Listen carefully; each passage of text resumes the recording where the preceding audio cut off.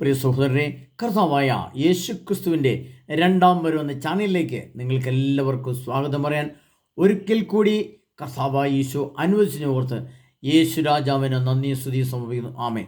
പ്രിയപ്പെട്ടവരെ, നമ്മൾ കഴിഞ്ഞ ദിവസം യേശു ക്രിസ്തുവിൻ്റെ രണ്ടാമത്തെ വരവിൻ്റെ ഡേറ്റുകളൊക്കെ ഞാൻ ക്ലാസ്സിൽ ഇട്ടിട്ടുണ്ട്. അതൊക്കെ കണ്ടു. നമ്മൾ ഏകദേശം കർത്താവിൻ്റെ വരവ് ഉടനെ ഉണ്ടോ ഇല്ലയോ, അതിൻ്റെ ഏകദേശം ഒരു ഡേറ്റ് എന്തൊക്കെയാണെന്നൊക്കെ വ്യക്തമായൊരു ബോധ്യം കുറേ ആളുകൾ വന്നിട്ടുണ്ട്. എന്നാൽ യേശു അങ്ങനെ വരികയാണെങ്കിൽ എൻ്റെ അവസ്ഥ എന്താവും, അതിനെപ്പറ്റി ഒരു ചിന്തയാണ് നമ്മളിപ്പോൾ എടുക്കുന്ന ക്ലാസ്സുകളിൽ ഉള്ളത്. അതിലേറ്റവും പ്രധാനപ്പെട്ട ഞാൻ ഒരു ചാർട്ട്, നമുക്ക് നമ്മെക്കുറിച്ച് തന്നെ ഒരു ബോധ്യം, നമുക്ക് നമ്മെക്കുറിച്ച് തന്നെ ഒരു കാഴ്ചപ്പാട് വേണം. നമ്മൾ കുറേ കാലമായി ഈ ഭൂമി ജീവിക്കാൻ തുടങ്ങിയിട്ട് 50, 60, 70, 80 ഒക്കെ വയസ്സായിട്ട് നമ്മൾ ജീവിച്ചിരിക്കുകയാണ്. ഇന്നല്ല നാളെ നമ്മൾ മരിക്കും. ഈ ലോകത്ത് കടന്നു പോകാനുള്ളവരാണ് നമ്മൾ. ഈ ലോകം കൊണ്ട് നമുക്ക് ചുരുങ്ങിയൊരു കാലഘട്ടത്തെ ഒരു വാടകയ്ക്ക് താമസിക്കുന്ന പോലെ താമസം മാത്രമേ ഉള്ളൂ. അതിനപ്പുറത്തെ നമുക്കൊന്നും സ്വന്തമല്ല. നമ്മുടെ വീടുകളോ വാഹനങ്ങളോ ഭാര്യയോ മക്കളോ ഒന്നും സ്വന്തമല്ല. നമ്മുടെ ശരീരം പോലും നമുക്ക് സ്വന്തമല്ല. ശരീരം പോലും ഈ മണ്ണിൽ അലിഞ്ഞു ചേർന്ന് അഴുകി ചീഞ്ഞ് നാം എന്തോ പോലെ ആയി പോകുന്ന ഒരവസ്ഥയാണ് മനുഷ്യജീവിതം. എന്നാൽ സർവശക്തനായ ഈ യേശു ക്രിസ്തു ഈ ലോകത്ത് വന്ന് മരണത്തെ സ്വന്തം ശരീരത്തിൽ ഏറ്റെടുത്ത് മരണത്തിൻ്റെ എല്ലാ അസ്വസ്ഥയും മാറ്റി നമുക്കൊരു നിത്യജീവൻ ഉണ്ട് എന്നും ഒരു നിത്യജീവൻ തരാമെന്നൊക്കെ പറഞ്ഞുകൊണ്ട് കർത്താവ് അത് പറയുക മാത്രമല്ല, അത് സ്വന്തം ശരീരത്തിൽ മരണത്തെ ആവഹിച്ചെടുത്ത് നമുക്ക് നന്മ പറഞ്ഞു തന്ന് കർത്താവ് നമുക്ക് വേണ്ടി കുരിശിൽ തൂങ്ങി മരിച്ച് ഉയർത്തെഴുന്നേറ്റ് 40 ദിവസം നമ്മളുടെ ഒപ്പമായി എല്ലാം കാണിച്ചു തന്നിട്ടാണ് പോയത്. എന്നിട്ട് പറഞ്ഞു പോയത് എന്താണ്? ഞാൻ വീണ്ടും വരും, നിങ്ങളെയും കൂട്ടിക്കൊണ്ടു പോകാൻ എൻ്റെ സ്വർഗസ്നായ പിതാവിൻ്റെ ഭവനത്തിൽ അനേകം വാസസ്ഥലങ്ങളുണ്ട്, അതിന് നിങ്ങൾക്ക് വേണ്ടി സ്ഥലമൊരുക്കുവാൻ ഞാൻ പോകുന്നു, ഞാൻ സ്ഥലമൊരുക്കി കഴിയുമ്പോൾ വന്ന് നിങ്ങളെയും കൂട്ടിക്കൊണ്ടു പോകും എന്നൊക്കെ പറഞ്ഞുകൊണ്ട് ഈശോ പോയത് നമുക്കറിയാം. എന്നാൽ യേശുവിൻ്റെ രണ്ടാമത്തെ വരവിൻ്റെ ഡേറ്റ് ആയി എന്ന സത്യം നമ്മളിൽ ആർക്കും പലർക്കും അത്ര ബോധ്യമൊന്നുമില്ല. ഈ പശ്ചാത്തലത്തിലാണ്, ഈ കാലഘട്ടത്തെക്കുറിച്ചുള്ള ബോധ്യം എനിക്ക് എൻ്റെ യേശുനാഥൻ തന്നതിൻ്റെ വെളിച്ചത്തിലാണ് ഞാൻ നിങ്ങളെ ഒരുക്കുന്നത്. പ്രിയപ്പെട്ടവരെ, നമ്മൾ ഈ സാഹചര്യത്തിൽ നമ്മൾ കഴിഞ്ഞ ക്ലാസ്സിൽ കണ്ടത് എന്താണ്? നമ്മൾ വിശപ്പിനെ കുറിച്ച്, ദാഹത്തെക്കുറിച്ച് നമ്മൾ കണ്ടു. വിശപ്പും ദാഹവും. മത്തായിയുടെ സുവിശേഷം, നമ്മൾ ഈ ലോകത്ത് നിന്ന് കടന്നു ഈ ചാർട്ടിൻ്റെ പ്രായോഗിക തലത്തെക്കുറിച്ചാണ് ഞാനിപ്പോൾ പറഞ്ഞു വരുന്നത്. അത് നമ്മൾ വിശപ്പും ദാഹത്തെക്കുറിച്ച്. ഇനി നമ്മൾ ചിന്തിക്കുന്നത് പരദേശി എന്താണ്. ഞാൻ പരദേശിയായിരുന്നു, നിങ്ങളെന്നെ ഭവനത്തിൽ സ്വീകരിച്ചു. അതിൻ്റെ ആദ്യത്തെ അർത്ഥം നമ്മൾ കേൾക്കുമ്പോഴേ വിചാരിക്കുന്നത് നമ്മുടെ ആഫ്രിക്കയിൽ നിന്ന് ഒരാൾ വന്നു, അല്ല അഫ്ഗാനിസ്ഥാനിൽ നിന്ന് ഈ കുറേ ഭായിമാരെ പോലെയൊക്കെ കേരളത്തിലുണ്ട് കുറേ ആൾക്കാർ നമ്മുടെ വീട്ടിൽ വന്നു, അല്ല ഒരു തമിഴ് പറയുന്ന ഒരാൾ നമ്മുടെ വീട്ടിൽ വന്നു, നമ്മൾ ഭവനത്തിൽ സ്വീകരിച്ചു. എന്താ ചേട്ടാ സുഖമാണെന്നൊക്കെ ചോദിച്ചാൽ നമ്മുടെ വീട്ടിൽ കയറ്റി കിടത്തുന്ന, അല്ലെങ്കിൽ ഇവിടെ മുറി തന്നേക്കാമെന്ന് പറഞ്ഞ്, അല്ല രണ്ടാമത്തെ നിലയിൽ കയറിപ്പോക്കോ നിങ്ങൾ അവിടെ ജീവിച്ചെന്ന് പറഞ്ഞ് അങ്ങനെ പറഞ്ഞു വിടുന്ന ഒരു പരദേശിയാണോ സർവശക്തനായ ദൈവം അർത്ഥമാക്കുന്നത്? അല്ല. പിന്നെ എന്താണ് പരദേശി? പ്രിയപ്പെട്ടവരെ, ഞാനത് 2 ഉദാഹരണത്തിൽ കൂടെ പറഞ്ഞുതരാം. അപ്പോൾ നിങ്ങൾ വളരെ വ്യക്തമായിട്ട് മനസ്സിലാവും. ഞാൻ ഒരിക്കലൊരു വീട്ടിൽ പോകാനിടയായി. അത് അവിടെ ഒരു പ്രശ്നമുള്ള വീടാണെന്ന് അറിഞ്ഞുകൊണ്ടാണ് അവിടെ ചെല്ലുന്നത്. അവർ ഭാര്യ ഭർത്താക്കന്മാരെ ഡൈവോഴ്സ് കൊടുത്ത് പിരിഞ്ഞിട്ടില്ല. പക്ഷെ 12 വർഷമായി ഒരാൾ കന്യാകുമാരിയിലും ഒരാൾ കാസർഗോഡ് ജില്ലയിലും താമസിക്കുകയാണ്. അത്ര ദൂരത്തിലാണ് താമസിക്കുന്നത്. ഡൈവോഴ്സ് കൊടുത്ത് പിരിഞ്ഞിട്ടുമില്ല. ഇവർ തമ്മിൽ പിരിഞ്ഞിട്ട് 12 വർഷമായി. മക്കളെല്ലാം പിരിഞ്ഞു. അപ്പൻ ഒറ്റയ്ക്കാണ് താമസിക്കുന്നത്. അമ്മയും 3 മക്കളും കൂടി അങ്ങനെ പോയി. മക്കൾ പഠിച്ച് ജോലി കിട്ടിയുകൊണ്ട് അമ്മയെ സംരക്ഷിക്കുന്നുണ്ട്, സന്തോഷമായിട്ട് ജീവിക്കുന്നുണ്ട്. പക്ഷേ ഭാര്യാഭർത്താക്കന്മാർ തമ്മിലൊരു ബന്ധങ്ങളോ ഇടപാടുകളോ ഇല്ല. അപ്പോൾ ഈ വിഷയം അറിഞ്ഞ് ഞാൻ അവിടെ ചെന്നു. ഞാൻ ഭർത്താവിൻ്റെ വീട്ടിൽ ചെന്നു, ഭാര്യയുടെ വീട്ടിൽ ചെന്നു, 2 പേരോട് സംസാരിച്ചു. പ്രിയപ്പെട്ടവരെ, നിങ്ങൾ അനുരഞ്ജനപ്പെടണം. യേശുവിൻ്റെ നാമത്തിൽ, ഈശോയുടെ വരവൊക്കെയായി നമ്മൾ അതുകൊണ്ട് യേശുവിൻ്റെ നാമത്തിൽ അനുരഞ്ജനപ്പെട്ട് നിങ്ങൾ സ്നേഹത്തെ ഒന്നാക്കണം. ഞാൻ ഭാര്യയെ വിളിച്ചുകൊണ്ട് വരാമെന്ന് ഭർത്താവ് പറഞ്ഞ് സമ്മതമാണോ? ഓക്കെ എന്ന് പറഞ്ഞു. കുഴപ്പമില്ലെന്ന് പറഞ്ഞു. പക്ഷേ ഭാര്യയോട് പറഞ്ഞു ഞാനോ 12 വർഷമായി പിരിഞ്ഞിട്ട് ഇനി ഞാൻ അങ്ങോട്ടേ ഇല്ല, എനിക്ക് അദ്ദേഹത്തെ അറിയുമല്ലോ, ഞാൻ മറന്നുപോയി, അദ്ദേഹത്തെ മറക്കുപോലും കൂടി ചെയ്തു, ഞാൻ സ്വസ്ഥമായിട്ട് ഇവിടെ ജീവിക്കുക, ഇഷ്ടംപോലെ സമ്പത്തിന് 3 പിള്ളേർക്കും ജോലിയാണ്, ഒരാൾ ബാങ്കിൽ, ഒരാൾ കാനഡയിൽ, ഒരാൾ അമേരിക്കയിലൊക്കെ ആയിട്ട് ഇങ്ങനെ ജീവിക്കുകയാണ്. ഇഷ്ടംപോലെ പൈസൻ്റെ അമ്മയ്ക്ക് വീട്, മക്കൾ കല്യാണം കഴിച്ച് വീടും വെച്ചിട്ടുണ്ട്. അവരൊരു വേറൊരു ജീവിതം നയിക്കുകയാണ്. ഈ ഭാര്യയും മക്കളും ഈ അപ്പനെ പരദേശിയെ പോലെ കാണുന്നത് എന്ന് പറഞ്ഞാൽ എന്താണ് അർത്ഥം? തമ്മിൽ യാതൊരുവിധ ബന്ധങ്ങളോ ഫോൺ സംഭാഷണങ്ങളോ ഇടപെടലുകളോ പോക്കോ വരവോ സ്നേഹമോ കൂതാശയോ ഒരുമിച്ചുള്ള ജീവിതമില്ല. ഒരു പരദേശി, ഒരു വിജാതീയൻ, അല്ലെങ്കിൽ ഒരു അഫ്ഗാനിസ്ഥാനിലെ ആൾ, അല്ലെങ്കിൽ ഒരു ആഫ്രിക്കയിലെ ഒരാൾ നമ്മുടെ വീട്ടിൽ ഇപ്പോൾ പെട്ടെന്ന് കയറി വന്നാൽ നമുക്ക് ആ മനുഷ്യനെ നമുക്ക് എന്തെല്ലാം തോന്നും. അതേപോലെ പരദേശിയെ കാണുന്നത് പോലെ സ്വന്തം ഭർത്താവിനെ കാണുക, സ്വന്തം ഭാര്യയെ കാണുക, അകന്ന് ജീവിക്കുക. ഡൈവേഴ്സ് ചെയ്തിട്ട് അവർ പിരിഞ്ഞിട്ടുമില്ല. എന്നാൽ ഡൈവേഴ്സ് കൊടുത്ത് പിരിഞ്ഞു കഴിഞ്ഞാൽ ഭാര്യയ്ക്കോ ഭർത്താവിനോ സ്വന്തമായിട്ട് ജീവിക്കുകയും ചെയ്യാം. അതിന് ഭാര്യ പറയുന്ന ന്യായം, ഞാൻ അയാളെ ഒരു പാഠം പഠിപ്പിച്ചിട്ടുള്ളൂ, ഞാൻ അയാളെ ഒരു പാഠം പഠിപ്പിക്കും, അതുകൊണ്ട് ഞാൻ ഡൈവേഴ്സ് നോട്ടീസ് കൊടുക്കുകയില്ല.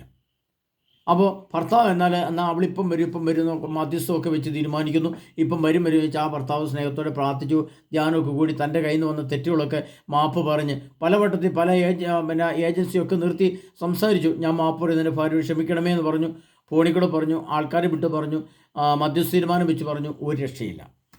അപ്പോൾ എന്താണ് അവിടെ സംഭവിക്കുന്നത്? പരദേശി. ഞാൻ പരദേശിയായിരുന്നു, നിങ്ങൾ എന്നെ ഭവനത്തിൽ സ്വീകരിച്ചു എന്ന് സർവശക്തനായ ഈശോ പറയുമ്പോൾ ഹൃദയത്തിൽ വേദനിക്കുന്ന ഒരു സർവശക്തനായ സ്വർഗം, ഒരു പിതാവ് പുത്രനോട് പരിശുദ്ധാത്മാവിൻ്റെ ത്രിത്വത്തിന്റെ ത്രിത്വം, ആ ഹൃദയം വിങ്ങിപ്പൊട്ടി വേദനിക്കുകയാണ്. ഭൂമിയിൽ നോക്കിയിട്ട് കർത്താവ് പറയാണ് എന്നെ, എന്നിട്ട് ഇവർ കുർബാന സ്വീകരിക്കുകയും ചെയ്യും.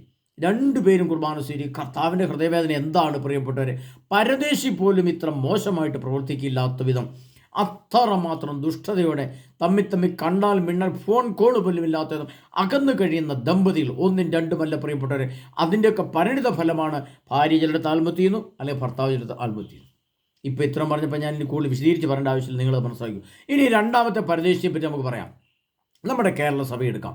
കേരള സഭയിലെ എറണാകുളത്തെ അടിയെപ്പറ്റി എല്ലാവർക്കും അറിയാം, ലോക പ്രശസ്തമാണ്, വിശ്വപ്രസിദ്ധമായ ഒരു മാമാങ്കമാണ് നമ്മുടെ എറണാകുളത്ത് നടക്കുന്നത്, നമ്മുടെ കത്തോലിക്ക സഭയിൽ. എന്താണ് അവിടെ സംഭവിക്കുന്നത്? തമ്മിൽ മെത്രാന്മാർ രണ്ട് കക്ഷികൾ തമ്മിൽ കണ്ടാൽ സംസാരിക്കുമോ? തമ്മിൽ എന്തെങ്കിലും ബന്ധങ്ങളുണ്ടോ?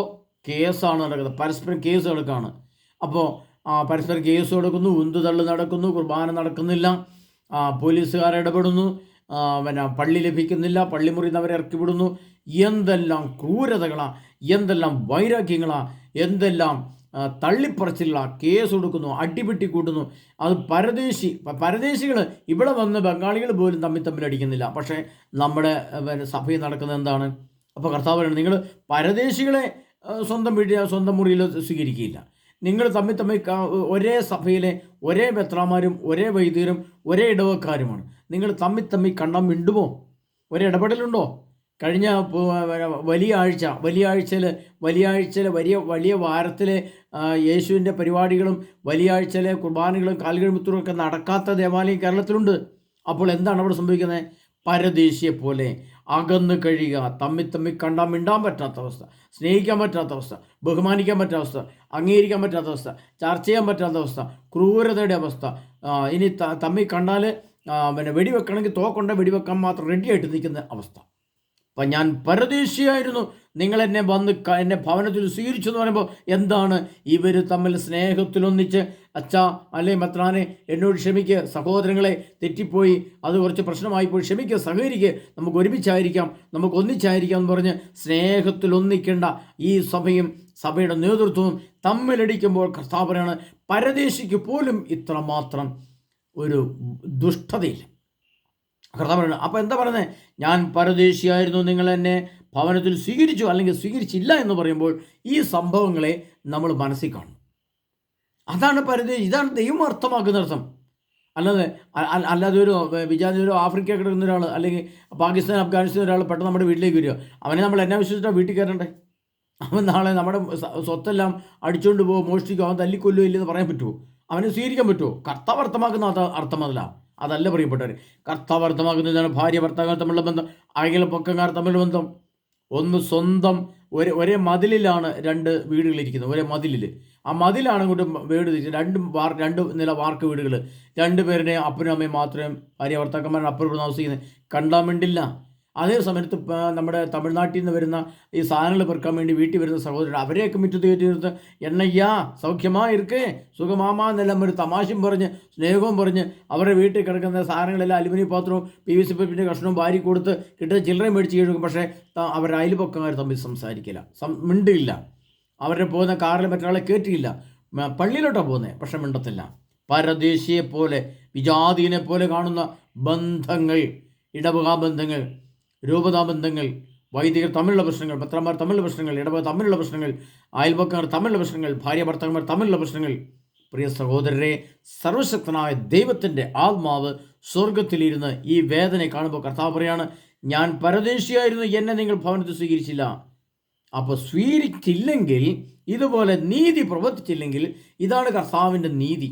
ഈ നീതിബോധം നമ്മൾക്കില്ലെങ്കിൽ നമ്മൾ എങ്ങോട്ട് പോയി ഏത് വിധിയെ നേരിടുമെന്നാണ് പറയുന്നത്. ഏത് സ്വർഗത്തിലേക്ക് നമ്മളെ ദൈവം എടുത്തുകൊണ്ട് പോകുന്നതാണ് പറയുന്നത്. 1000 കുർബാന ഇല്ലതുകൊണ്ടോ അല്ലെങ്കിൽ 1000 കുടുംബ ബന്ധങ്ങൾ, കുടുംബ കൂട്ടായ്മ നടത്തിക്കൊണ്ടോ വല്ലത് കാര്യമുണ്ടോ? ഭാര്യ ഭർത്താക്കന്മാർ എന്നാൽ ഇഷ്ടമില്ലെങ്കിൽ 12 വർഷമായി ഡൈവേഴ്സ് കൊടുത്ത് ഒഴിവാക്കണ്ടേ? അവിടെയും കോപത്തിൻ്റെ, വൈരാഗ്യത്തിൻ്റെ, വിദ്വേഷത്തിൻ്റെ വാക്കത്തെയും ആയുധമായിട്ട് നിൽക്കുന്ന രീതിയിലാണ് അവർ നിൽക്കുന്നത്. അപ്പോൾ പ്രിയപ്പെട്ടവരെ, കർത്താവാണ്, ഞാൻ പരദേശിയായിരുന്നു, എന്നെ ഭവനത്തിൽ സ്വീകരിച്ചു, അല്ലെങ്കിൽ എന്നെ ഭവനത്തിൽ സ്വീകരിച്ചില്ല. അപ്പോൾ എന്താണ് വേണ്ടത്? അനുരഞ്ജനം, സ്നേഹം, പരസ്പര ബഹുമാനം.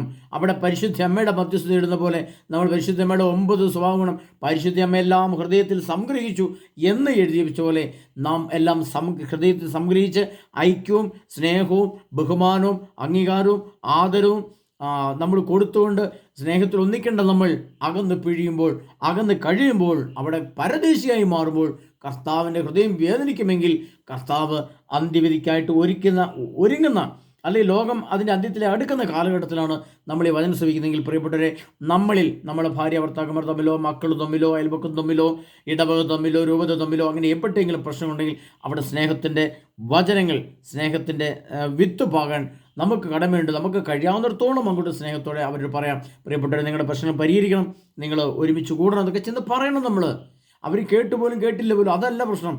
നാം അതിൽ എന്ത് ഭാഗഭാഗിത്വം വഹിച്ചു എന്നുള്ളതാണ് പ്രശ്നം. നാം അതിനെ എങ്ങനെ വീക്ഷിച്ചു, നാം അതിനെ എങ്ങനെ കണ്ടു, നാം എങ്ങനെ നോക്കി, അതാണ് പ്രിയ സഹോദരരെ കർത്താവ്. ഞാൻ നഗ്നനായിരുന്നു, ഞാൻ വിശക്കുന്നവനായിരുന്നു, ദാഹിക്കുന്നവനായിരുന്നു, ഞാൻ പരദേശിയായിരുന്നു. ഇനി നമ്മൾ ആ 2 ഉദാഹരണം കൊണ്ട് നിങ്ങൾക്ക് കാര്യം മനസ്സിലായിട്ടുണ്ടാവും. ഇനി അടുത്തതാണ് പ്രിയപ്പെട്ട 4-മത്തേത്, ഞാൻ നഗ്നനായിരുന്നു. നമുക്കറിയാം, പണ്ട് കുറേ കാലങ്ങൾക്ക് മുമ്പ് ഞാൻ റെയിൽവേ സ്റ്റേഷനിൽ കൂടെ പോയപ്പോൾ ഒരു സൈഡിൽ ഒരാൾ അടിവസ്ത്രമുണ്ട്, മറ്റേ മേൽവസ്ത്രങ്ങളൊന്നുമില്ല, അദ്ദേഹം മദ്യം കഴിച്ചിട്ട് കിടക്കുന്ന അത് കൂടെയുള്ള ഒരാൾ പറഞ്ഞു. അപ്പോൾ നോക്കുമ്പോൾ ഇങ്ങനെ കിടക്കുവാണ്. അപ്പോൾ നമ്മളോർത്ത് ദൈവമേ, ഒരു മുണ്ട് കിട്ടിയായിരുന്നു കൊണ്ടുവന്ന് മൂടിയിടായിരുന്നു, ആരും കാണില്ലോ എന്ന് നമ്മൾ വിചാരിച്ചു. അപ്പോൾ ആ നഗ്നതയല്ല സർവശക്തനായ ദൈവം അർത്ഥമാകുന്നത്. അതതിൻ്റെ നേരിട്ടുള്ള അർത്ഥമാണ്. സർവശക്തനായ ദൈവത്തിൻ്റെ അർത്ഥമെന്ന് പറയുന്നത് നേരിട്ടുള്ള അർത്ഥമല്ല. അതെല്ലാം 1 നിഗൂഢമാണ്, 2 സ്വർഗം അർത്ഥമാക്കുന്നതാണ്. അപ്പോൾ കർത്താവ് പറയുകയാണെങ്കിൽ ഞാൻ നഗ്നനായിരുന്നു. എന്തായിരുന്നു ഈ നഗ്നത എന്ന് അതൊരു ഉദാഹരണത്തിൽ കൂടെ പറയാം. പ്രിയപ്പെട്ടവരെ, എനിക്ക് പരിചയമുള്ള കുറച്ച് ദൂരെയുള്ള ഒരു ഇടവകയാണ്. എൻ്റെ ഒരു ബന്ധുവിൻ്റെ വീട്ടിലാണ് സംഭവം നടക്കുന്നത്. അപ്പോൾ എനിക്ക് വ്യക്തമായിട്ട് അറിയാം സംഭവം. അപ്പോൾ അവിടെ ചെന്നപ്പോൾ അവർ പറയുകയാണ്, അവർക്ക് 4 മക്കളാണ്, 3 പെൺമക്കളും ഒരു ആൺകൊച്ചും. ആ ആൺകുട്ടിയെ മൂത്ത കൊച്ചായിരുന്നു, അവനെ നല്ലപോലെ പഠിപ്പിക്കാൻ വേണ്ടി ഹൈദരാബാദ് ഹൈദരാബാദിൽ വിട്ട് അവർ പഠിപ്പിച്ച് വിമാനം ഓടിക്കുന്ന സംവിധാനം, അതിൻ്റെ പൈലറ്റാകാനൊക്കെ പഠിപ്പിച്ച് അതുമായിട്ട് ബന്ധപ്പെട്ട് ഉള്ള കാര്യങ്ങൾ പഠിപ്പിച്ച് നല്ല ജോലിയായി അങ്ങനെ വന്നപ്പോൾ അവൻ എന്ത് ചെയ്തെന്ന് വെച്ചാൽ, അപ്പോൾ ഈ ഒരു മകൻ്റെ വരുമാനം കൊണ്ട് വേണം ഇവനെ പഠിപ്പിച്ച് ഈ കടബാധ്യമൊക്കെ വീട്ടി ബാക്കിയുള്ള അനീതിമാരെയൊക്കെ പഠിപ്പിച്ച് ആ ഭവനത്തിൻ്റെ കടബാധ്യതയ്ക്ക് വീട്ടി അതിൻ്റെ ഉത്തരവാദിത്വമേറ്റ് സന്തോഷവും സമാധാനം, ഒരു ഐശ്വര്യം, ഒരു പക്വതയൊക്കെയുള്ള വീടായിട്ട് മാറണമെന്നൊക്കെ വിചാരിച്ച് മാതാപിതാക്കന്മാർ ഇവൻ പഠിച്ച് റെഡിയായിട്ട് ഇപ്പോൾ തന്നെ വരും, എല്ലാം ഞങ്ങളുടെ കടബാധ്യതകൾ വീടും, സ്വസ്ഥ കിട്ടും, നല്ലൊരു വിവാഹം നടത്താമെന്നൊക്കെ വിചാരിച്ച് ഈ മാതാപിതാക്കന്മാർ ഇരിക്കുമ്പോൾ ഒരു സുപ്രഭാതത്തിൽ ഒരു സംഭവം നടക്കുകയാണ്. ഈ ക്രിസ്ത്യാനിയായ ഈ മകൻ ഒരു ഹിന്ദു പെൺകുട്ടിയെ കല്യാണം കഴിക്കാതെ തന്നെ സ്നേഹമൊക്കെയായി ഈ പെൺകുട്ടി ഗർഭിണിയായി. അങ്ങനെ ഈ പ്രശ്നങ്ങളെല്ലാം വീട്ടിലറിഞ്ഞു. അങ്ങനെ വന്നപ്പോൾ ഈ പെൺകുട്ടിയെ വീട്ടിൽ കയറ്റാതെയായി. അപ്പോൾ അങ്ങനെ എന്തായി, ഇവൻ്റെ വീട്ടിലേക്ക് തന്നെ തിരിച്ചുകൊണ്ട് കല്യാണം കഴിക്കാതെ തന്നെ വിടുന്നു. അപ്പോൾ തന്നെ അത് നാട്ടുകാരെല്ലാം അറിഞ്ഞു. വലിയ വിഷമവും ദുഃഖവും ദുരിതവും വേദനയും ആകുലയ മാതാപിതാക്കന്മാരുടെ ഹൃദയം ചങ്കുപൊട്ടിപ്പോകുന്ന അവസ്ഥ ആ ഭവനത്തിലുണ്ടായി. പക്ഷേ ആ പിതാവ് നല്ല രീതിയിൽ ഒരു കാര്യം അതിനെ കൈകാര്യം ചെയ്യാൻ വേണ്ടിയിട്ട് അദ്ദേഹം ചെയ്തത്, ഈ പെൺകുട്ടിക്ക് അച്ഛൻ്റെ അടുത്ത് കൊണ്ടുപോയി അദ്ദേഹത്തെ ആ പെൺകുട്ടിക്ക് വേദോടൊക്കെ പറഞ്ഞു കൊടുത്ത് മാസങ്ങൾ വീട്ടിലും ഒക്കെ ആയിട്ട് നിർത്തി ഈശോയുടെ സുവിശേഷം കൊടുത്ത് വേദോടം പഠിപ്പിച്ച് സംഗതി കണ്ടീഷനാക്കി റെഡിയാക്കി എടുത്തു എന്നുള്ളത് ശരിയാണ്. പക്ഷേ അതിന് പിന്നിൽ എന്തു സംഭവിക്കും ചോദിച്ചാൽ, അവരുടെ ജോലിക്ക് പ്രശ്നങ്ങൾ വന്നു. ഇവരുടെ ജോലി, ഈ മോനെ ഇടയ്ക്ക് ജോലി നഷ്ടപ്പെട്ടു പോയി. അതിൻ്റെ പേര് കടബാധ്യത കൂടുതൽ പെരുകി. അത് അങ്ങനെ വന്നപ്പോൾ വീടിൻ്റെ സൈഡ് ചേർന്ന് കുറേ സ്ഥലം വിൽക്കേണ്ടി വന്നു. ആ വിറ്റത് അതിർത്തി തർക്കം പ്രശ്നങ്ങളൊന്നും അവിടെ പ്രശ്നമായി. അങ്ങനെ കുടുംബത്തിന് സ്വസ്ഥത, സമാധാനം നഷ്ടപ്പെട്ടു. വലിയ കഷ്ടപ്പാടിൽ കൂടി ആ കുടുംബം കടന്നുപോയി. ഈ അനീതിമാർക്ക് അതിൻ്റെ പേരിൽ വലിയ വേദനയുണ്ടായി. ഒരു ഹിന്ദു പെൺകുട്ടിയെ ഭവനത്തിൽ സ്വീകരിക്കണം എന്നുള്ള പ്രശ്നം വന്നു. അങ്ങനെ അവർ ആ നാണക്കേടിനെ, ആ ലജ്ജയെ, ആ നഗ്നതയാണ് സമൂഹത്തിൽ നിന്നും തൻ്റെ കുടുംബത്തിനേറ്റ ലജ്ജാകരമായ സംഭവങ്ങൾ. നമ്മൾ നാണക്കേട് സംഭവിച്ചു പറയും.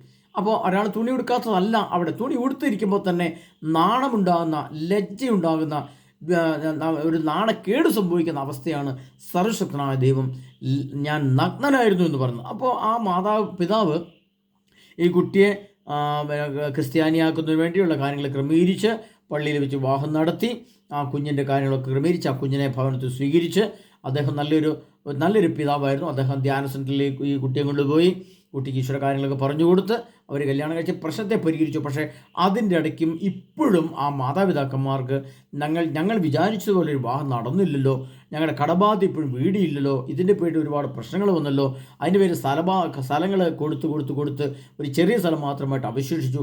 ആ കാര്യത്തിൽ നാണക്കേട്. 10-15 ഏക്കർ സ്ഥലമുണ്ടായിരുന്ന ആൾക്കാരുടെ സ്ഥലം നഷ്ടപ്പെട്ടു. കുടുംബത്തിലെ സാമ്പത്തിക ക്ലേശം വർദ്ധിച്ചു. കുഞ്ഞുങ്ങളുടെ വിദ്യാഭ്യാസത്തിന് കുറച്ച് പ്രശ്നങ്ങൾ വന്നു. അങ്ങനെ ഒരുപാട് ലജ്ജാകരമായ കാര്യങ്ങൾ ആ ഭവനത്തിൽ നടന്നു. പ്രിയപ്പെട്ടവരെ, ആ സഹോദരൻ എന്നോട് പറയുമായിരുന്നു, ഞങ്ങൾ നല്ല അന്തസ്സായിട്ട് സമൂഹത്തിലും സഭയിലും ഇടവയിലും ഒക്കെ നല്ല മാന്യമായ രീതിയിൽ ജീവിച്ചു വന്നതായിരുന്നു. പക്ഷേ ഞങ്ങളൊരു നാണം കെട്ട ഭവനമായിട്ട് മാറി. കുടുംബത്തിൽ വലിയ പ്രശ്നങ്ങൾ വന്നു. അതോടനുബന്ധിച്ച് വലിയ അസ്വസ്ഥതകൾ വന്നു. നാണം കെട്ടുപോയി. ഞങ്ങൾ ലജ്ജാകരമായ പ്രവൃത്തികൾ ഭവനത്തിൽ നടന്നു. അപ്പോൾ കർത്താവിനെ ഞാൻ നഗ്നനായിരുന്നു. അവിടെ എന്താണ് ആ നഗ്നത കുടിപ്പിക്കാനുള്ളത്? എന്താണ് ആ പിതാവ് ചെയ്തത്? നല്ല കാര്യമാണ്. അദ്ദേഹം ആ പെൺകുട്ടിയെ വേദപാഠം പഠിപ്പിച്ചു, സ്വന്തം ഭവനത്തിൽ ക്രിസ്ത്യാനിയെ സ്വീകരിച്ച് മകന് വിവാഹം നടത്തി കൊടുത്ത് ക്രമീകരിച്ചു. അതാണ് അവിടെ ആ ലജ്ജയ്ക്ക് പകരമായിട്ട് ഉടുക്കാനുള്ള വസ്ത്രം. അതായത് വിശുദ്ധി. നഗ്നത വരുന്നിടത്ത് വിശുദ്ധി കൊടുക്കണം. വിശുദ്ധി എന്ന് പറയുമ്പോൾ ഇത്തരം പ്രവൃത്തികൾ എന്ത് കൊടുക്കണം? ദൈവവചനം കൊടുക്കണം, ക്രിസ്തുവിൻ്റെ വചനം കൊടുക്കണം. അവനെ അവിടെ മാമോദിസ മുക്കി ക്രിസ്ത്യാനിയാക്കി പ്രശ്നത്തെ പരിഹരിച്ചത് ശരിയാണ്. പക്ഷേ അതിൻ്റെ പേരിൽ ഇപ്പോഴും ആ ഭവനത്തിൽ സാമ്പത്തിക ക്ലേശങ്ങളും ഒരുപാട് മറ്റ് പ്രശ്നങ്ങളും ഹൃദയത്തിൽ മാതാപിതാക്കന്മാരുടെ ഉള്ളിൽ എൻ്റെ മോൻ അങ്ങനെയൊക്കെ ചെയ്തല്ലോ, ഞങ്ങളോട് സംസാരിക്കാതെ ചെയ്തല്ലോ, ഒരു ഹിന്ദു പെൺകുട്ടി സ്വീകരിച്ചല്ലോ, അതിൻ്റെ പേരിൽ ലജ്ജാകരമായ അവസരങ്ങൾ അതിൽ കുടുംബക്കാരിൽ ഒറ്റപ്പെടുത്തി. ആ കുടുംബം അവരങ്ങനെ വല്ലാത്തൊരു അസ്വസ്ഥ ഇന്ന് പോകുന്നത്. എങ്കിലും ആ കുടുംബം ദൈവികമായ കാര്യങ്ങളിൽ ഭംഗിയായിട്ട് പോകുന്നതുകൊണ്ട് ഇപ്പോൾ അല്പസമാധാനമുണ്ട്. പക്ഷേ ആ ഭവനത്തിനേറ്റ നാണക്കേട്, ലജ്ജാകരമായ പ്രവൃത്തി, ഇത് ഹിന്ദു പെൺകുട്ടിയെ സ്വീകരിച്ചാലും, ഒരു ക്രിസ്ത്യൻ ആൺകുട്ടി ഒരു മുസ്ലിം പെൺകുട്ടിയെ സ്വീകരിച്ചാലും, അല്ലെങ്കിൽ നമ്മുടെ ഇടയിൽ നിന്നൊരു പെൺകുട്ടി അന്യമതത്തിലേക്ക് പോയാലും, അങ്ങനെയുള്ള കുറേ കേസുകൾ എനിക്കറിയാം.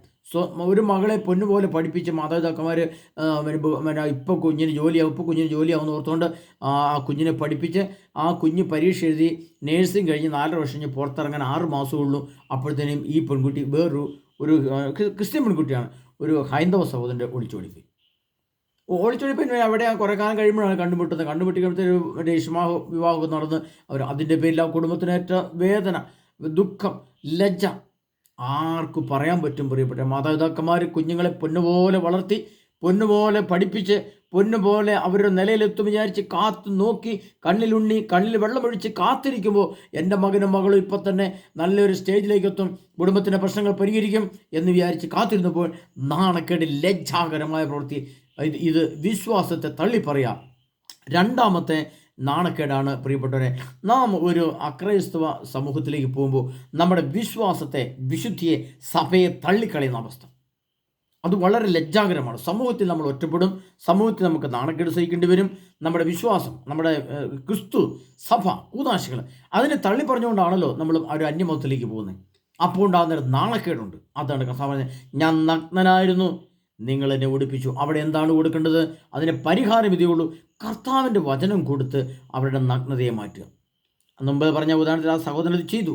പക്ഷേ ഈ പെൺകുഞ്ഞുങ്ങൾ ഇറങ്ങിപ്പോയതിൻ്റെ നഗ്നത ഇന്നും തുടരുകയാണ്. ആ പ്രശ്നത്തിന് പരിഹാരമില്ല. ആ പെൺകുഞ്ഞ് ഇറങ്ങി അന്യമതത്തിന് കൂടെ പോയി. ഇപ്പോൾ അവരത് ഹൃദയം കൊണ്ട് ആ ലജ്ജയെ ഹൃദയത്തിൽ മൂടി വെച്ചുകൊണ്ട് അവരത് സഹിച്ചുകൊണ്ട് പോവുകയാണ്. പ്രിയപ്പെട്ടവരെ, അതുപോലെ തന്നെയാണ് പിന്നെ നമ്മുടെ ആദ്യം പറഞ്ഞ ഉദാഹരണം നിങ്ങൾ ശ്രദ്ധിച്ചോ. ഈ നമ്മുടെ കത്തോലിക്ക സഭയിലെ പ്രശ്നങ്ങൾ എന്ത് ലജ്ജാകരമായ കാര്യം. എത്രയോ അക്രൈസ്തവരാണ് ഈ വാർത്താമാധ്യമങ്ങളിൽ പ്രിയ ഹിന്ദു സഹോദരന്മാർ, ഹിന്ദു സന്യാസികൾ പറയുക, നിങ്ങൾ എന്താണ് ഇങ്ങനെ തമ്മിൽ കിടന്നടിക്കുന്നത്, നാണം കെട്ട കത്തോലിക്ക സഭയുടെ വിശുദ്ധി നഷ്ടപ്പെട്ടപ്പോൾ ക്രിസ്ത്യാനികൾക്ക് മൊത്തം നാണക്കേട് സംഭവിക്കുകയാണ്. ലജ്ജാകരമായ പ്രവൃത്തി. ബുദ്ധിയും വിവരവും ബോധമുള്ള മെത്രാന്മാരും അച്ഛന്മാരും തമ്മിലടിച്ച് സമൂഹത്തിൽ നാറി നശിക്കുമ്പോൾ നാണം കെട്ട സഭയെന്ന് ജനം പറയുമ്പോൾ നമ്മുടെ ലജ്ജാകരമായ അവസ്ഥ. അതാണ് കർത്താവ് പറഞ്ഞത്, ഞാൻ നഗ്നനായിരുന്നു. അവിടെ നമ്മൾ ഉടുക്കേണ്ടതാണ്, വിശുദ്ധി എടുത്തു കൊടുക്കണം, തിരുവചനം എടുത്തു കൊടുക്കണം, ക്രിസ്തുവിനെ എടുത്തു കൊടുക്കണം, ക്രിസ്തുവിനെ ഹൃദയത്തിൽ സ്നേഹിക്കണം, ക്രിസ്തുവിനെ നമ്മുടെ മേൽ കൊണ്ടു കിടക്കാൻ പറ്റണം, ക്രിസ്തുവിനെ മറ്റുള്ളവർക്ക് കൊടുക്കാൻ കഴിയണം, യേശുവിൻ്റെ പരസ്നേഹത്തെ മറ്റുള്ളവർക്ക് കൊടുക്കാൻ കഴിയണം, യേശുവിൻ്റെ വചനത്തെ കൊടുക്കാൻ കഴിയണം. യേശുവിൻ്റെ വചനവും പ്രാർത്ഥനയും ആരാധനയും കൂദാശകളും ധ്യാനങ്ങളും അതിൽ ആഴപ്പെട്ട് നമ്മൾ പരിശുദ്ധാത്മാവ് കൊണ്ട് നിറഞ്ഞ് യേശുവിനെ മറ്റുള്ളവർക്ക് കൊടുക്കുന്നൊരവസ്ഥയിലേക്ക് രൂപാന്തരപ്പെടുന്നതിനെയാണ് പ്രിയ സഹോദരങ്ങളെ ഞാൻ നഗ്നനായിരുന്നു, നിങ്ങളെന്നെ ഉടുപ്പിച്ചു. ആ ഉടുപ്പിക്കുന്നവരാണ്. ഉടുപ്പിച്ചില്ലെങ്കിൽ ക്രിസ്തുവിൽ നഷ്ടപ്പെട്ടാൽ അത് ലജ്ജാകരമാണ്. പ്രിയ സഹോദരരെ, നമ്മൾ ഇത് മനസ്സിലാക്കണം. അപ്പോൾ അങ്ങനെയുള്ള വിഷയങ്ങളിൽ നമ്മൾ ഇടപെട്ട് നമുക്ക് നമ്മളാൽ കഴിയുന്നത്, നമ്മൾ ചെന്ന് പറഞ്ഞു, സ്വീകരിച്ചില്ല, നടന്നില്ല, അത് പ്രശ്നമല്ല, ദൈവവും നോക്കുന്നില്ല.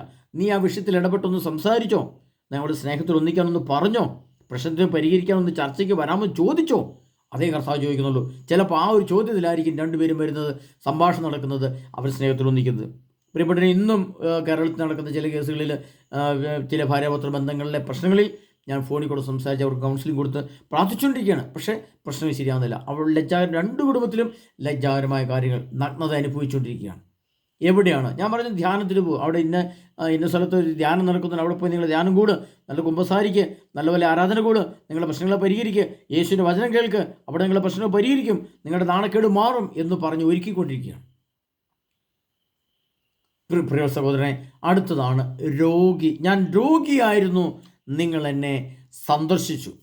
എന്താണ് ഈ രോഗം? പ്രിയപ്പെട്ട, നമ്മൾ ശരിക്കും പഠിച്ചാൽ ഈ വിശപ്പും ദാഹവും പരദേശി നഗ്നനുമായ അങ്ങനെയുള്ള വീടുകളിലെ എല്ലാ വ്യക്തികളും രോഗികളാണ്. അതായത് ശാരീരിക രോഗത്തെക്കാളേറെ അവരുടെ മാനസിക രോഗമാണ് ഏറ്റവും വലിയ പ്രശ്നം. അത് ഭാര്യയും ഭർത്താവും കുഞ്ഞുങ്ങളെല്ലാം രോഗം അനുഭവിക്കുകയാണ്. വീട്ടിലൊരാൾ കൊടുക്കുന്ന വേദന, ഒരാൾ കൊടുക്കുന്ന നാണക്കേട്, ഒരാൾ കൊടുക്കുന്ന അസ്വസ്ഥത ബാക്കിയുള്ള എല്ലാവർക്കും രോഗിയാവുന്നു. കഴിഞ്ഞ ദിവസം വിളിക്കുന്ന ഒരു സഹോദരി പറയാണ്, ഭയങ്കരമായ തലവേദന, ഭക്ഷണം കഴിക്കണമെന്നേ ഇല്ല, ഉറക്കം നഷ്ടപ്പെട്ട അവസ്ഥ, യാതൊരു വിധത്തിൽ ഉറങ്ങുന്ന, വല്ലപ്പോഴും കുറച്ച് ഉറങ്ങിയാലായി ഞെട്ടി ഉണരുകയാണ്. കുടുംബത്തിൻ്റെ അവസ്ഥ പലതും. ഭർത്താവിൻ്റെ മദ്യപാനം ഒരു വഴിക്ക്, മക്കൾ മാതാപിതാക്കന്മാരെ ഉപേക്ഷിച്ച് പോകുന്ന അവസ്ഥ, മാതാപിതാക്കന്മാർ പറഞ്ഞാൽ കേൾക്കാത്ത അവസ്ഥ, ശമ്പളം കൃത്യമായിട്ട് വീട്ടിലേക്ക് അയക്കാത്ത അവസ്ഥ, വീട് പുതുക്കി പണിയാൻ താല്പര്യമില്ലാത്ത അവസ്ഥ. അവർ വിദേശത്തെത്തിപ്പെട്ടു, പക്ഷേ മാതാപിതാക്കന്മാരെ ഉപേക്ഷിച്ചു. അതിൻ്റെ പേരിൽ ആ അപ്പനും അമ്മയും ഇരുന്ന് നീറി തൻ്റെ ഹൃദയവും മനസ്സും ആത്മാവും അവർ രോഗികളായിട്ട് മാറുന്ന അവസ്ഥ, മറ്റൊരാളുടെ അസ്വസ്ഥ മൂലം രോഗികളായിട്ട് മാറുന്ന അവസ്ഥ. അത് നമ്മളിവിടെ രോഗിയാകുമ്പോൾ സർവശക്തനായ ദൈവം ആ രോഗത്തിൻ്റെ വേദന ഏറ്റെടുക്കുകയാണ് ചെയ്യുന്നത്. അതുകൊണ്ട് കർത്താവ് കണ്ടു പറയാൻ, ഞാൻ രോഗിയായിരുന്നു എന്ന് പറയുമ്പോൾ സ്വർഗത്തിലെ ദൈവം രോഗിയായിട്ട് മാറുന്നത് നമ്മൾ സ്വർഗത്തിലെ ദൈവത്തിന് രോഗം ഉണ്ടാക്കി കൊടുക്കുകയാണ്, സ്വർഗത്തിലെ ദൈവത്തിന് നഗ്നത ഉണ്ടാക്കി കൊടുക്കുകയാണ്, സ്വർഗത്തിലെ ദൈവത്തെ പരദേശിയാക്കി മാറ്റുകയാണ്. അത് നമ്മൾ മനസ്സിലാക്കുമ്പോഴാണ് പ്രിയപ്പെട്ടവരെ, നാം ഇത്തരം കുടുംബങ്ങളിലും ഇത്തരം അവസ്ഥകളിൽ ചെന്നാൽ ഓരോ മനുഷ്യൻ അനുഭവിക്കുന്ന ആത്മസംഘർഷങ്ങൾ, ആത്മീയ വേദനകൾ, ആത്മീയ സഹനങ്ങൾ, നിശബ്ദമായിട്ട് കരഞ്ഞുകൊണ്ട് സംസാരിക്കുന്ന, സഹിച്ചുകൊണ്ട് ജീവിക്കുന്ന ആൾക്കാരെ. ഒരാൾ വിളിച്ചിട്ട് പറയാം, എൻ്റെ ബ്രദറെ, എനിക്കൊരു 2-3 മണിക്കൂർ ഒന്ന് കരയാൻ ഒരു അവസരം കിട്ടി കാത്തിരിക്കുകയാണ്, ഒന്ന് കരയാൻ വേണ്ടി കാത്തിരിക്കുകയാണ്. പക്ഷേ എൻ്റെ വീട്ടിൽ കരയാൻ പോലും, എനിക്ക് ദുഃഖിച്ചൊന്ന് പൊട്ടിക്കരയാൻ പോലും പറ്റുന്നില്ല. കാരണം വീട്ടിലെ പശ്ചാത്തലമെല്ലാം അങ്ങനെയാണ്. ഒന്ന് കരയാൻ വേണ്ടി കാത്തിരിക്കും. ഞാൻ പറഞ്ഞു, സഹോദരി, നിങ്ങളൊരു കാര്യം ചെയ്ത് നിങ്ങളൊരു ധ്യാന സെൻ്ററിൽ പോകും, അവിടെ കുമ്പസാരിക്കുന്ന സമയത്തെങ്കിലും നിങ്ങൾക്ക് കരയാൻ പറ്റും. അങ്ങനെയെങ്കിലും നിങ്ങളുടെ ആത്മാവ് ശാന്തമാകട്ടെ, സന്തോഷമാകട്ടെ. എപ്പറ്റി അപ്രിയ സഹോദരനുള്ള ക്രിസ്തീയത, ഏത് ക്രിസ്തുവിനെയാ നാം സ്നേഹിക്കുന്നത്? ഏത് ക്രിസ്തുവാ നിങ്ങളുടെ ഹൃദയത്തിലേക്ക് ഈ അധരത്തിലൂടെ കടന്ന് ഒരു തിരുവോസ്തിയായിട്ട് നിങ്ങൾ വരുന്നത്? എപ്പറ്റിയാ നമ്മുടെ വിശ്വാസത്തിൻ്റെ വിശുദ്ധിൻ്റെ അളവുകോല്? ക്രിസ്തു നമ്മളെ വിധിക്കുമ്പോൾ അന്ത്യവിധിയിൽ സർവശക്തനായ ദൈവം നമ്മുടെ നീതിയെ ധർമ്മനിഷ്ഠയും തൂക്കട്ടെ അളവ് ചരടും ഒക്കെ ആക്കി നീതിയുടെ ആ സത്യസന്ധതയെ വിധിക്കുമ്പോൾ നാം എവിടെ നിൽക്കും? നാം ഏത് പ്രതിക്കൂട്ടി നിൽക്കും? ഏത് ദൈവം നമ്മളെ എവിടെ രക്ഷിക്കും? ഞാൻ രോഗിയായിരുന്നു എന്ന് പറയുമ്പോൾ ആ 10 വർഷം 12 വർഷമായിട്ട് ഉറങ്ങാതെ അല്പം മാത്രം ഉറങ്ങി ഞെട്ടി ഉണരുന്ന എത്രയോ പേര്, എന്നിട്ട് രോഗി, തലവെട്ടൽ, വയറ്റിൽ വേദന, ഭക്ഷണം കഴിക്കാൻ പറ്റുന്നില്ല, ആസിഡിറ്റി കൂടി, ശരീരം മെലിഞ്ഞു, ഒരാഹാരവും വേണ്ട, എല്ലാ വസ്തുക്കളും വെറുക്കുന്ന അവസ്ഥ, അവർക്ക് ടിവിയുടെ ശബ്ദം കേൾക്കാൻ പറ്റുന്നില്ല, ഒരു ഫോൺ വിളിച്ചാൽ അസ്വസ്ഥത, അവർ എങ്ങനെയൊക്കെയോ ജീവിച്ചിരിക്കുന്നു. പരിപൂർണ്ണ രോഗിയായി മാറുന്ന സ്ത്രീകൾ, പരിപൂർണ്ണ രോഗിയായി മാറുന്ന ഭർത്താക്കന്മാർ.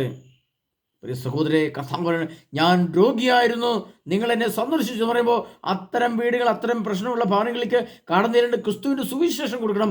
അവിടെ സമാശ്വാസം കൊടുക്കാൻ, അവിടെ സ്നേഹം കൊടുക്കാൻ, അവിടെ സാന്ത്വനം കൊടുക്കാൻ, അവിടെ നമ്മളൊരു മീഡിയ ആയിട്ട്, ഒരു മധ്യവർത്തിയായിട്ട് മാറാൻ കഴിയുമ്പോൾ കർത്താവ് പറയുകയാണ്, നിന്റെ രോഗത്തിൽ നീ എന്നെ സന്ദർശിച്ചു. ആ രോഗാവസ്ഥയിൽ ഒരു മരുന്ന് വല്ലതും വേണോ? നിങ്ങളുടെ മരുന്നിൻ്റെ ആവശ്യമുണ്ടോ? എന്താണ് നിങ്ങളുടെ പ്രശ്നം? ഒന്ന് ചോദിക്കാൻ നമ്മുടെ സഭയ്ക്കോ ജനത്തിനോ സമൂഹത്തിനോ കഴിയാതെ വരുന്നിടത്ത് നമ്മുടെ കണ്ണും കാതുമോടെ എത്തണം. അതാണ് കർത്താവ് പറഞ്ഞത്, ഞാൻ രോഗിയായിരുന്നു, നിങ്ങൾ എന്നെ സന്ദർശിച്ചു. നിങ്ങൾ പിന്നെ പ്രിയപ്പെട്ടവരെ, മറ്റൊന്ന് അടുത്താണ് കാരാഗൃഹം. ഞാൻ കാരാഗൃഹത്തിലായിരുന്നു. നേരിട്ടുള്ള അടുത്ത് നമ്മൾ ഇന്ത്യക്ക് എന്താ പറയുക, ഒരാളെ അറസ്റ്റ് ചെയ്തുകൊണ്ട് ജയിലിലാക്കി, അദ്ദേഹം കാരാഗൃഹത്തിൽ കിടക്കും. ഇതല്ലേ നമ്മുടെ ചിന്ത.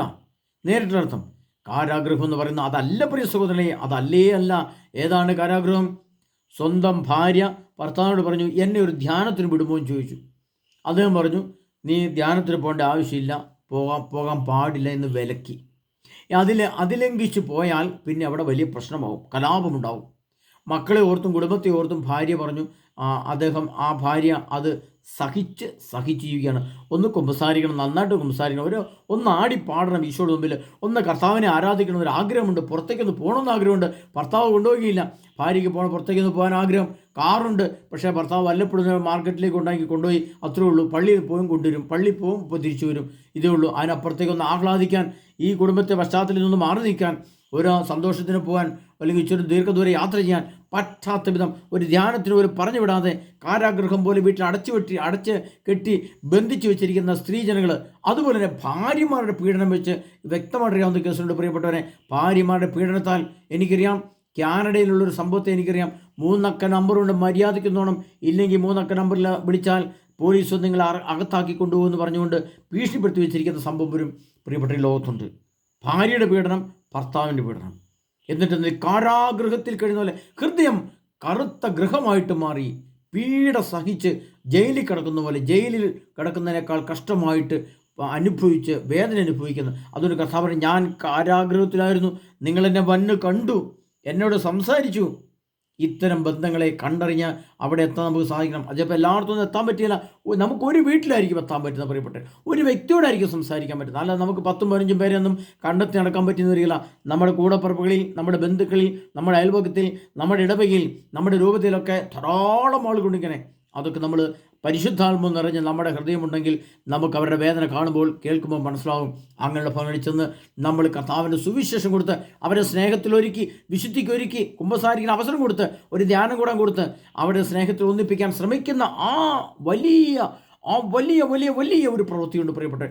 അവിടെയാണ് കർത്താവ് നമ്മൾ മരിച്ചിട്ട് ഉയർത്തെഴുന്നേറ്റ് വരുമ്പോൾ കർത്താവിന് ഈ ബൈബിൾ സുവിശേഷം മുഴുവൻ എടുത്ത് വെച്ച് വായിച്ചാൽ പ്രിയപ്പെട്ടവരെ നമ്മൾ മനസ്സിലാക്കുന്ന 6 ചോദ്യമാണ്. 6 ചോദ്യത്തിന് ഉത്തരം, ഏതെങ്കിലും ചോദ്യത്തിന് ഉത്തരമെങ്കിലും നമ്മുടെ കൈവശം ഇല്ല എങ്കിൽ, നമ്മൾ ഈ 70, 80, 90 വയസ്സ് വരെ ജീവിച്ച് മരിച്ചടക്കപ്പെട്ട് പുറത്തേക്ക് വന്നു കഴിയുമ്പോൾ ഈ ചോദ്യത്തിന് ഒരു ഉത്തരമെങ്കിലും നമ്മുടെ കയ്യിലില്ല എങ്കിൽ നമ്മുടെ ഈ ഭൂമിയിലെ ജീവിതം വ്യർത്ഥമായി, ശൂന്യമായി, നിത്യപാതാളത്തിലേക്ക് തള്ളപ്പെടും. ഏതാണ്?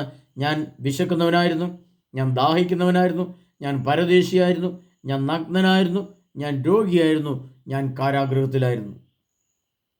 ഇതിനകത്ത് ഏതെങ്കിലും ഉത്തരം നമുക്കുണ്ടെങ്കിൽ സർവശക്തനായ ദൈവത്തിൻ്റെ മുമ്പിൽ കൈകൾ കൂപ്പിപ്പിടിച്ച് നിൽക്കുകയാണെങ്കിൽ ഒരു അവസരം നമുക്കുണ്ടാവും. അന്ത്യവിധിയിലെ 6 ചോദ്യങ്ങൾ.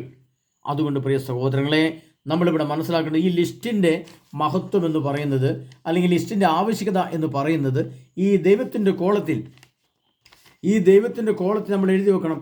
ഞാൻ ഒരു വേദനിക്കുന്ന ഒരു രോഗിയുടെ വീട്ടിൽ പോയി, അല്ലെങ്കിൽ അവിടെ ഞാനൊരു 1000 രൂപ കൊണ്ട് കൊടുത്തു, ഇതാ യേശുവിൻ്റെ നാമത്തിൽ ഒരു 1000 രൂപ, അല്ലെങ്കിൽ ഒരു ചാക്കരി എടുത്തു തരാം. അവരുടെ ആ പ്രശ്നങ്ങളെ, ആവശ്യങ്ങളെ അറിഞ്ഞ് അവിടെ സാന്ത്വനമേകാൻ, അവിടെ ഈശോയുടെ 2 വചനം പറഞ്ഞു കൊടുത്ത്, അവർക്കൊരു 500 രൂപ, 1000 രൂപ, 5000 രൂപ, 10000 രൂപ ആവശ്യമനുസരിച്ച് നമ്മുടെ ഉണ്ടെങ്കിൽ ഉള്ളായ്മ അനുസരിച്ച് കൊടുത്ത് അവിടെ സാന്ത്വനമേകാൻ, സ്നേഹത്തിൻ്റെ, വിശുദ്ധിയുടെ, വിവേകത്തിൻ്റെ ഒരു സാന്ത്വനമേകാൻ നമുക്ക് കഴിഞ്ഞാൽ നമ്മൾ ഈ ലോകത്ത് വിജയിച്ചു.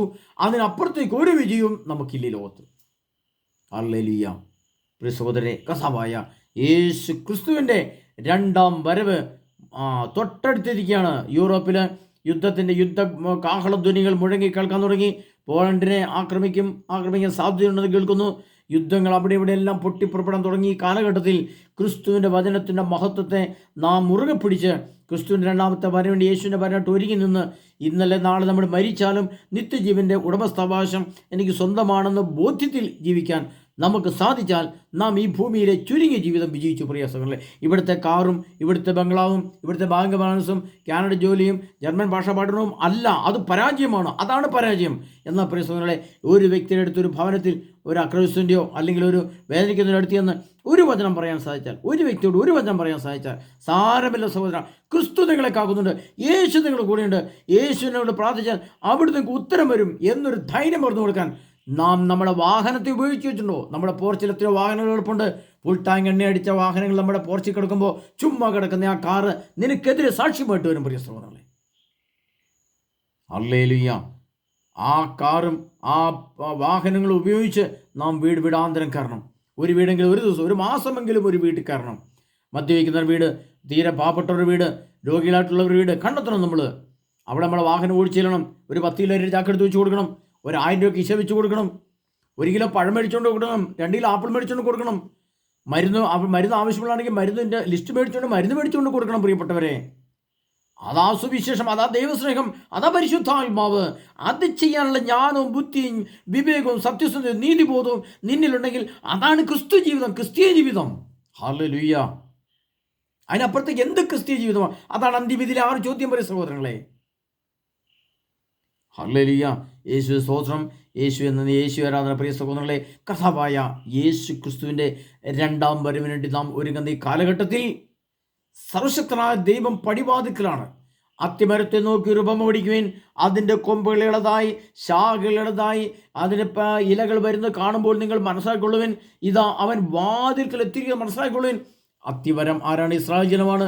അത്തിമരം എന്ന് പറഞ്ഞാൽ ഇസ്രായേൽ ജനമാണ്. അതിൻ്റെ കൊമ്പുകൾ ഇളവാന്ന് പ്രാർത്ഥിക്കാൻ, അവൻ്റെ ഹൃദയത്തിൽ അഹങ്കാരത്തിൻ്റെ കൊമ്പ് മാറ്റി അവൻ പ്രാർത്ഥിക്കുവാൻ, ജെറുസലേം ദേവാലയം പണിത് അവിടെ പ്രാർത്ഥിക്കാൻ ആഗ്രഹിക്കുന്നു. അവൻ്റെ അഹങ്കാരം ഇളതാകുന്നു എന്ന് പറഞ്ഞാൽ അവൻ്റെ അഹങ്കാരം താഴ്ന്ന് വിശുദ്ധിയിലേക്ക് വരാൻ ഇസ്രായേൽ ജനം ആഗ്രഹിക്കുന്ന കാലഘട്ടമാണ്. ആ കാലഘട്ടം യേശുവിൻ്റെ രണ്ടാമത്തെ വരൻ്റെ ഒരുക്ക കാലഘട്ടമാണ്. അതുകൊണ്ട് ആ സത്യത്തെ തിരിച്ചറിയണം പ്രിയ സഹോദരങ്ങളെ. എപ്പോഴും അതിനുള്ള ജ്ഞാനവും വിവേകം നമുക്ക് വേണം. ഇതൊന്നും നമ്മൾ കേട്ടിട്ടിലേക്ക് കേൾക്കാൻ നിങ്ങൾ ശ്രമിക്കണം. 10,000ങ്ങളിലേക്ക് അയച്ചു കൊടുക്കുക മക്കളെ. അങ്ങനെ ക്രിസ്തുവിൻ്റെ സുവിശേഷത്തെ പങ്കാളികളാകുക. നിങ്ങൾക്ക് ഒരിക്കലും ഒരു ചേച്ചിയോട് പറഞ്ഞു, ഈ പാവപ്പെട്ടവരൊന്നും എനിക്ക് കണ്ടെത്താൻ പറ്റില്ല. അങ്ങനെ പാവപ്പെട്ടവരുണ്ട് ലോകത്ത്.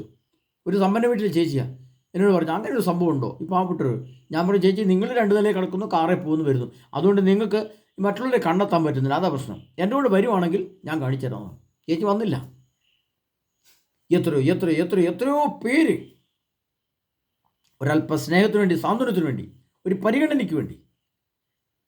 ഹല്ലേലൂയ. സർവശക്തനായ ഈശോ നമ്മെ സമൃദ്ധമായി അനുഗ്രഹിക്കുമാറാകട്ടെ. ആമേൻ.